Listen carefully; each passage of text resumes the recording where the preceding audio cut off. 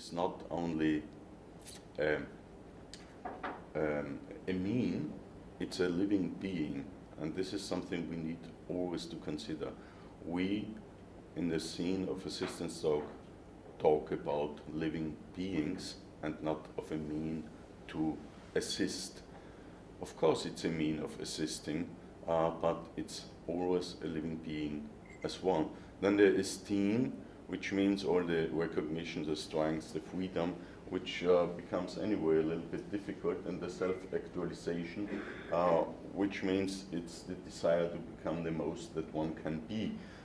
Even there we have some things we need to consider. The second part is the 5 freedoms. The 5 freedoms, which means the freedom from hunger or thirst, which is has to be fulfilled and should be fulfilled. Then the second freedom freedom from discomfort by providing an appropriate environment, which already becomes from time to time a little bit tricky with assistance dogs, but not only with assistance dogs, even with normal family dogs. If we think about dogs kept in households, in small flats in Vienna, big dogs in small flats, we could really question that.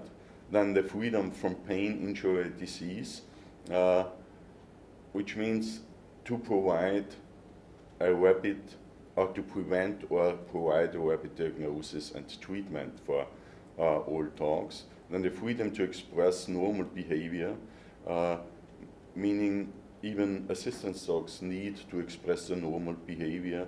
And if we look especially in guide dogs, if they work, and it's a very let's say a very rigid work. They are pressed into their harness. So we need to ensure that the dogs can live other movements and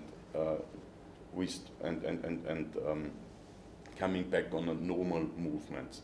Then the freedom from fear and distress. What we have to look at there is to reduce stress levels in dogs, and that's something we are doing very heavily in our research centers, to ensure or to reduce stress in dogs, which stress leads to health problems. And this is something we know from human side, but this is something we know also from veterinary side.